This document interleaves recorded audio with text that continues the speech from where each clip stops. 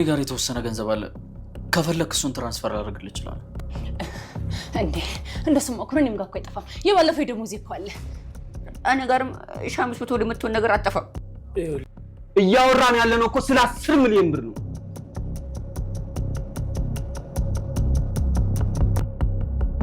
ገንዘብ ነው እያወራን ያለነው።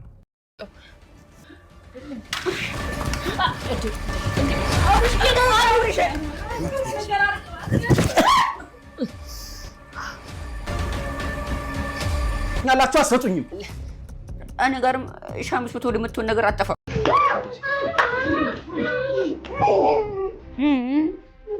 ስሙኛላችሁ፣ ይህን የሚያክል ገንዘብማ ለፖሊስ ልትሰጡት አትችሉም። ነገ ገንዘቤን አምጣችሁ የማሰጡኝ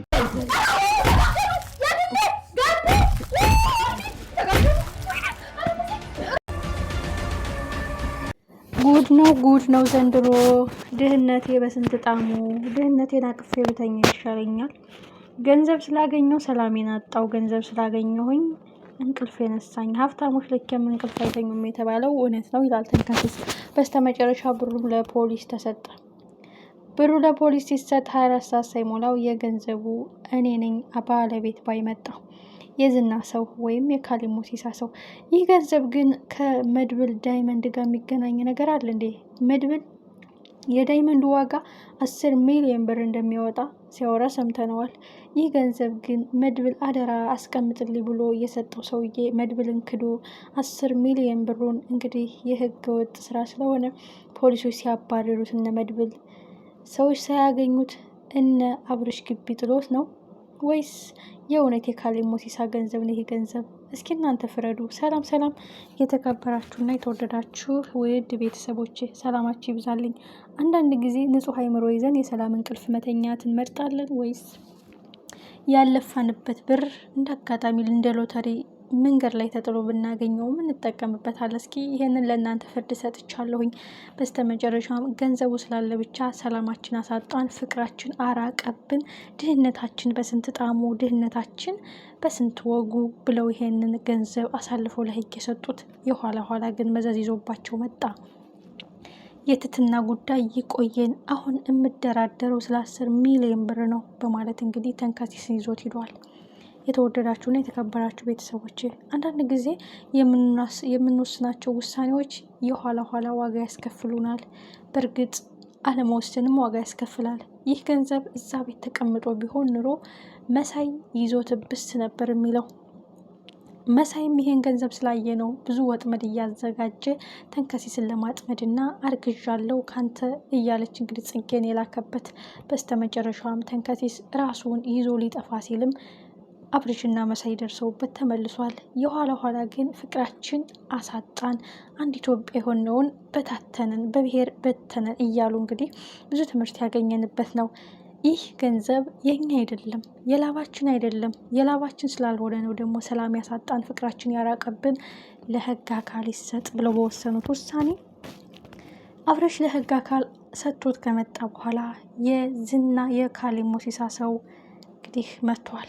ጊዜ ይጥላል ጊዜ ያነሳል ይባላል። የካሊብ ሞሲሳ ሰው እንግዲህ የዝና ውሻ ነበረ።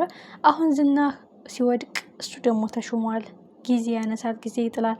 የሰው ጀግና ሳይሆን የጊዜ ጀግና ነው ይባላል። እና ሜቢ መድብል እዚህ ጉዳይ ላይ ከገባበት እስከ መጨረሻው ድምጥ ማጣቸውን ሊያጠፋው ይችላል። ግን እኔ የፈራሁት የመድብል ዳይመንድ 10 ሚሊዮን ብር ኬዝ ከዚህ ጋር ግንኙነት አለው እንዴ?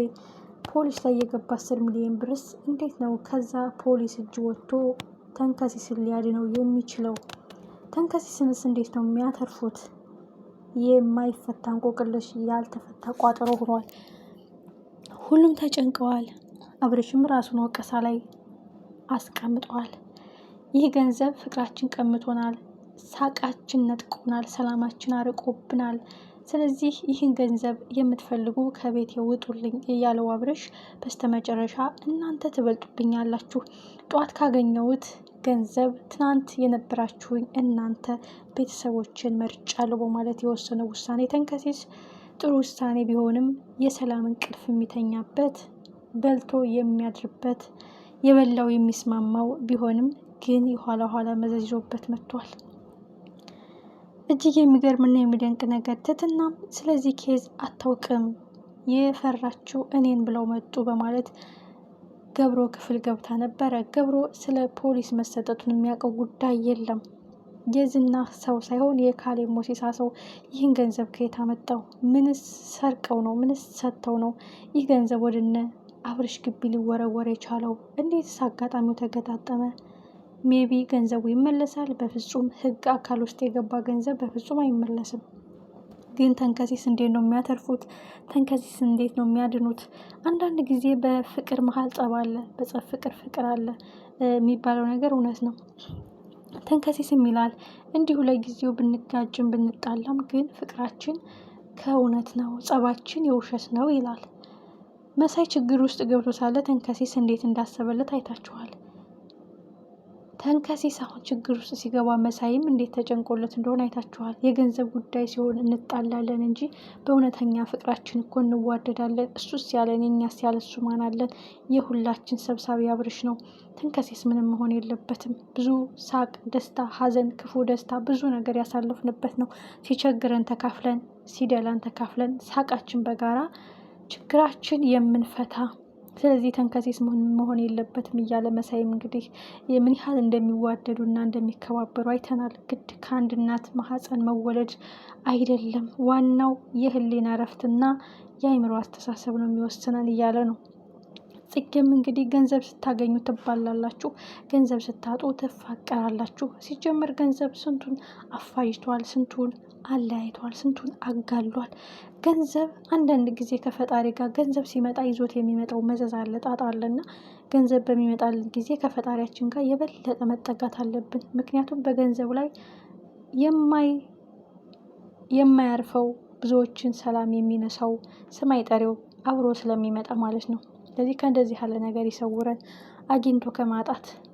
አግኝቶ ከማጣት ይሰውረን ይባላል። እና አብርሽ እንግዲህ ለራሳቸው ነጻነት ለህሊናቸው ረፍት ነው ለፖሊስ አሳልፎ የሰጡት። ትልቁ ጉዳይ ግን አሁን ተንከሲስን ይዘው መሄዳቸው ነው። ሜቢ በዚህ ሀሳበው የተንከሲስን የዘር ፍሬ መውሰድ ፈልገው ነው ወይስ ምንድን ነው? ምክንያቱም ተንከሲስን ይፈልጉት ነበር ናይጄሪያዎች። አሁን መጨረሻው ምንድን ነው? ትህትና በፍጥነት ለመድብል መናገር አለበት። መድብል ብዙ ነገር ያውቃል። ሜቢ የእሱ ዳይመንድ ተሽጦ ሊሆን ይችላል ይህ ብር ወደዚህ ኬዝ የገባውና ሌላ መዘዝ አንዱን ሲሻገሩት አንዱ ከዳጥ ወደ ማጡ ሆኗል ነገሩ። እንግዲህ ትህትና እኔም ብለው ነው የመጡት። ወይኔ ጉዴ እነሱን አስጎዳዋቸው፣ እነሱን ስቃይ ውስጥ ከተትኳቸው ስትል ብር ሻንጣ ሙሉ ብር ተጥሎ የተገኘው ኬዝ መሆኑ ተንከሲስን ይዘውት ሄደዋል። መጨረሻው ምን ይሆን? ህግስ መቼ ነው የሚደርሰው? ህግ እውነት ጋር ነው ህግ ወይስ አስመሳዮች ጋር? እዚህ ጋም ካሌብ ሞሲሳ አለበት። የእሱ መጨረሻስ ምንድን ነው? የእሱ ውድቀት መቼ ነው?